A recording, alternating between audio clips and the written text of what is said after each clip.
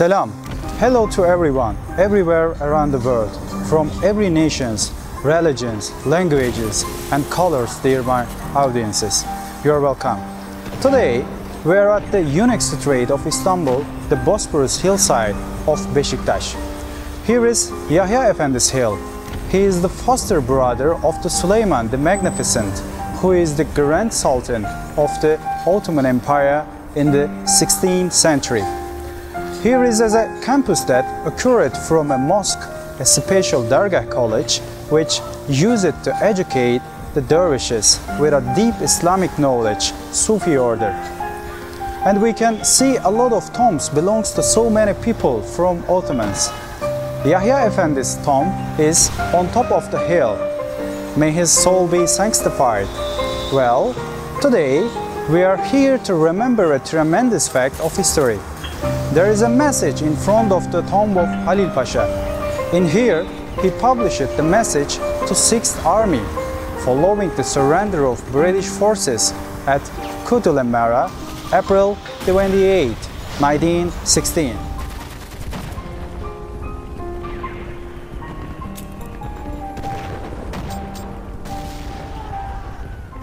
Lions, I congratulate you all with caressing your poor foreheads, while the souls of our mothers are joyful and smiling above in the sunny skies of this flaming land that became a scene of honor and glory to all the Turks and a black day to the Englishmen. My army had given its 350 officers and 10,000 privates as martyrs in both Kut and when facing the armies marching to relieve Kut. But in return, today in Kut I am taking 13 generals, 481 officers and 13,300 in captivity. English forces, which came to save this surrendered army, returned with a loss of 30,000. Looking at these two numbers, what one can see is an astonishing difference. History will have a great difficulty in finding words to record this episode. We are seeing the first victory in Gallipoli and the second victory where the Turks have broken the stubbornness of the English.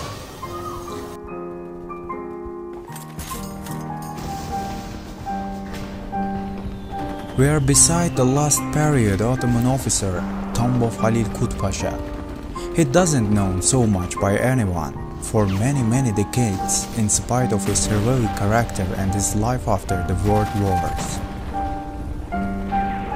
He came forward as a heroic victory against the British army by the Turkish soldiers digging with their fingers. And now, as you can see, we are presence of a big general, Halil Kut Pasha. He is also uncle of War Minister of Ottoman Sultanate, Enver Pasha, and he is a classmate of founder of Turkish Republic, Ghazi Mustafa Kemal Pasha, from military school. There was contentions frontline in Iraq region between Ottoman Empire and the British Kingdom during the World War I. Major General Charles Townshend took refuge in Kut region with 6th Pune troop, who consist the Indian colony soldiers. Halil Pasha defeated at Selman-ı Pak War that called Kasifen by the English in the 1915 November while the General Townshend was going to capture the Baghdad city. When the British forces took action for Kut, Colonel Ottoman Sey Miralay, Sakallı Nurettin Pasha, son of Ibrahim Ethem Pasha, surrendered the Kut city. Then the British forces sent 20,000 of soldiers through called Tigris by General Imler to rescue the Kut city and to help Charles Townshend. They couldn't save the Kut city and they gave losses in war of Sheikh Saad, then they retreated. After Nurettin Pasha sent towards Iran war front by governance.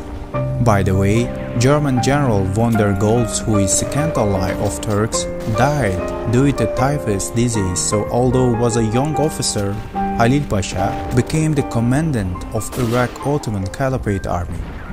the kut'ül war was really strange about some firsts.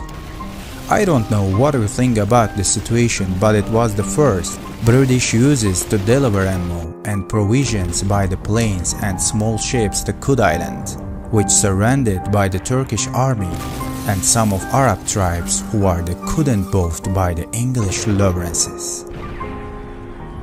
Even though all British recovery operations with all technological weapons and fresh army, they always suffered heavy losses against the Halil Pasha forces and the Ottoman Empire, which is fighting about 55 war front against the many various enemies. Those days all Europe was said that sick man to the Ottoman state.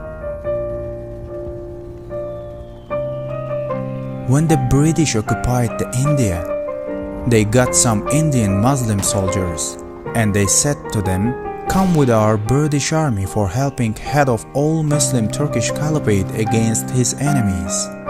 What a lie, isn't that? When some of soldiers who are joined the British troops in Kut War heard the Islamic calls, as you know we say Ezan-ı Muhammedi, some of them broke away from their troop and joined their Muslim brother Turks. In addition this issue, when General Townsend understood that he can't resist much more, he sent a letter to Halil Pasha. According to the letter, General Townsend said that we will give you all the weapons. We will also give you 1 million sterling in any bank which you choose, and we only want to back down. Please allow us to return free. Think about this morality. Big, great soldier morality. What a charitable man, even if that was a war. Then soon, Halil Pasha sent a letter to General Townsend, and he said that we don't need your ammos or weapons because of unsuitability for Turkish army. And he said that I accept the 1 million issue as only a joke. So Pasha reported that bondage is inevitable. After that, the famous agent Arabian Lawrence took action in the region and he did the amount double. He tried to persuade Halil Pasha with 2 million fresh British sterling. Although these very kindly offers of English, Halil Pasha didn't accept and he didn't sell the blood of Turkish soldiers for 2 million British sterling. In 29 April 1916, General Charles Townsend, 13 generals, 481 officers, and nearly 13,000 of soldiers surrendered by Ottoman Turkish forces, so Halil Kut Pasha. Besides the military success and charismatic leadership, Halil Pasha had got the beautiful golden heart, and he was a generous soldier. Halil Pasha didn't take the support of General Townsend, and he didn't touch his pride. This is exceptional Turkish morality. You cannot see these emotions nowadays superpowers. When captured the Kut region, Halil Pasha went to directly the headquarters of General Charles Townsend, and Halil Pasha saw that he was very sad and loser. He looked at the sword and revolvers of Townsend that staying on the table of General. Halil Pasha said him that, "You have done whatever you can for your state and nation. I will not take your sword, and you are not my prisoner. You are the guest of my Sultan and Turkish nation." In spite of the fact that Turks have got a big generosity, General Townsend says in his memory, "If I were they, I should have had inflicted a bloody defeat on the British." So we can understand if the Townsend succeeded the invasion, he would have killed all the Turkish soldiers. The British historian James Morris said that the worst loss of Britannia military history is Kut lost.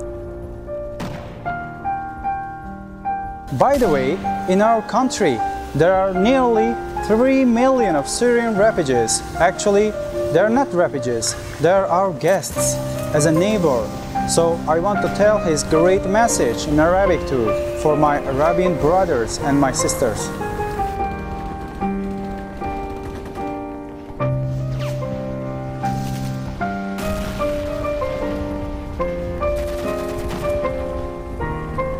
قال حليل باشا في رسالته التي أرسلتها إلى الجيش السادس بعد ظفر حرب كت'ül أمارة: يا أيها الأسود، بينما كانت أرواح الشهداء أنها تبتسم وتتحلق بالسماء الزرقاء، فأنا أهنئكم وأقبلكم على نواسيكم الطاهرة.